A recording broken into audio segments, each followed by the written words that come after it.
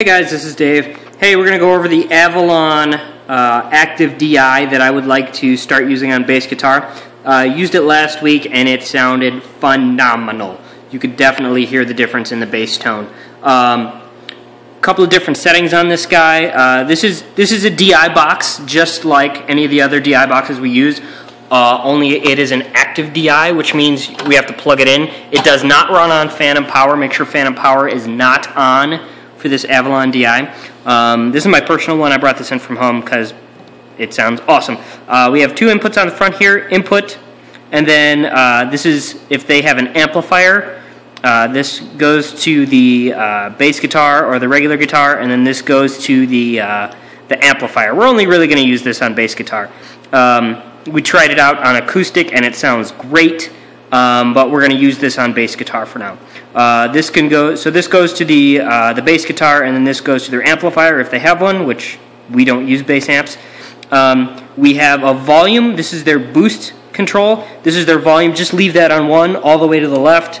We don't need to turn it up any because it'll start peaking out the channel on the console. So focus please.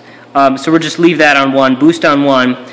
Tone control, we have 6 different tones. It does, each of these different tones does something different EQ-wise to the signal. We're just going to leave that off because it sounds awesome by itself. We have a couple of buttons on the front. Don't use any of these buttons, leave these out, leave all of these out. But just to go over them real quick, there's a high cut. If you get any hissy, crackly sounds out of that, out of your signal, push that and that should go away, but we're going to leave that out. Speaker signal to input.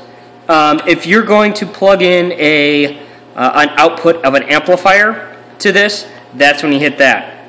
But we don't do that, so leave that out. This is active to through. That means that makes this an active signal to the amplifier, which don't worry about that, leave that out. And then this engages this tone control here, which we're not going to use, so just leave that out. Cool. A couple of different things on the back here. And this just runs off a regular IEC cable, same thing the keyboard runs off of. On the back here we have our power in, we have our ground lift. I'm gonna leave that lifted, just, you know, it's a good thing if you get a ground hum off this channel, you can lift it, make that ground go away. We have 2 different kinds of outputs. We have a mic level output and we have a line level output. We always want to plug into the mic level output since we're going into the mic input on the back of the console. So take the mic level output of this. Ignore this. I might tape over this just so people know. Headphone output if if you want, and then here's a speaker in as well. That's all. So if you have any questions, let me know. This is going to live for now on the white rolling cart, but I'll let you know if that changes. All right, thanks.